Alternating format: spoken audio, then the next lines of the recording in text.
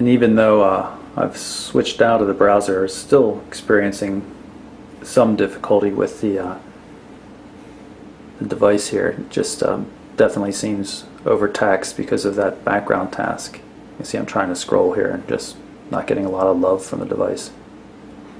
This is one of the lag problems I've mentioned in the beginning of the tape. I want to show you another one though. When you try to install an application, it really slows down the device horribly. What I'm going to do while I'm here is I'm going to close out the other windows if it will allow me, just to try to recover. There we go. Now things are running fine again. So I'm going to download the application. Here's the download manager. So now it's downloading. I'm going to jump back out to the main screen and see if we see the problems. Yes, notice the little clock icon popping up intermittently.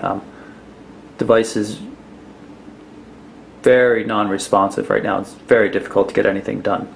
So you're best off just waiting until the download's done, and then you can go back to what you were doing.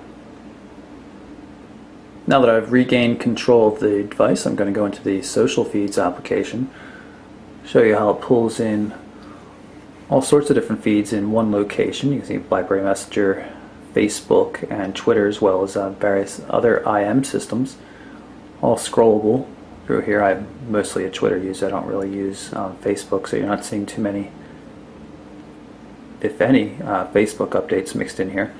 Can switch to just Facebook though, or any of the other services. For example, just Twitter. If you zip through, you can notice that there's a couple of different things you can take a look at. Go back to all items, and then I can get to RSS feeds. You can add new RSS feeds. You can see we've got some of our own in there. It's a pretty nice application, social feeds, and it gets everything in one location. It's pretty easy to manage. One aspect where the Blackberry platform hurts a bit compared to Android and iPhone, for example, is in the application store. This is the Blackberry App World. Allows you to go through and look at applications. Not a great variety. You can see there's maybe 1,700 applications total available. It just doesn't have the hundreds of thousands of apps you can find with the two big players, or even Microsoft's platform has many times more applications than Blackberry does at this point, even though the store has been around for a fair amount of time. Here's the settings and options for everything.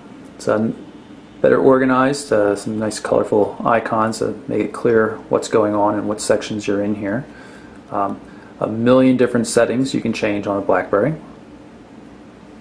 Electronic compass just uses the built-in electronic compass function. You can see it's works pretty smoothly. Voice note recorder. This is a test voice note, and I'm going to play it back in a second, make sure it works. This is a test voice note, and I'm going to play it back in a second, make sure it works.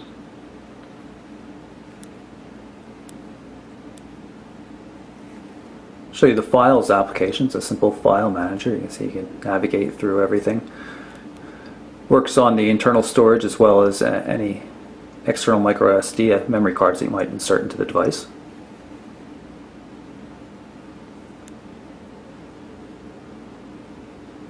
Built-in Maps functionality.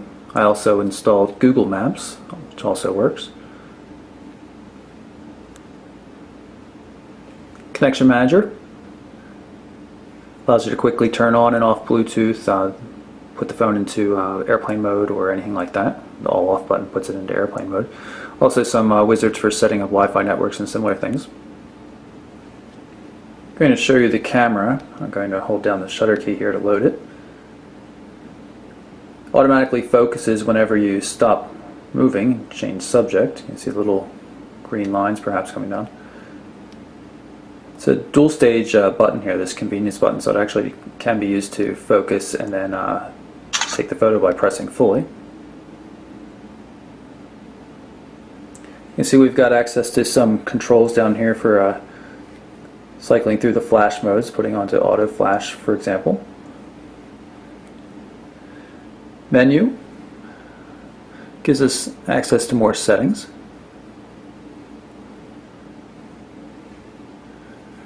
And that reminds me, we'll go into the media view and you'll see just the media related applications here, including the camcorder. We can record 720p video. Recording right now. We'll stop this and play it back.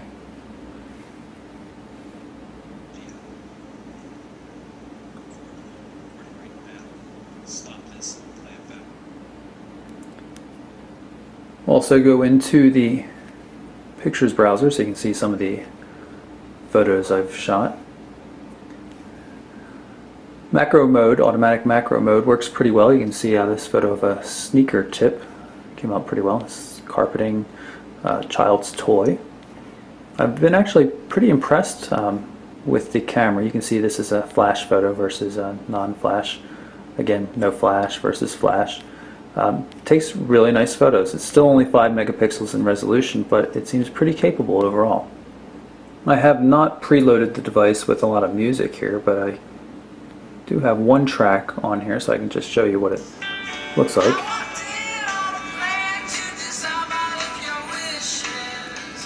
Of course, it plays in the background. And one thing, if you hold down the menu button on the Blackberry device, it gives you quick access to recently used applications, so I can get back to the music app, for example. So that's my very abridged look at the Blackberry Torch 9810 for AT&T. It'll be available for $49.99 on August 21st. It's a nice device. It can't really compete with the likes of Android and iPhone in terms of the full, superpower touchscreen user experience. But for Blackberry users, this is going to be a really nice compromise. Nice touchscreen, solid hardware, good functionality, and everything that a Blackberry user expects, including great messaging support. So, and especially for $50, you can hardly complain about that. So again, that is the Blackberry Torch 9810. I'm Michael Orrell from MobileBurn.com. Thanks for watching.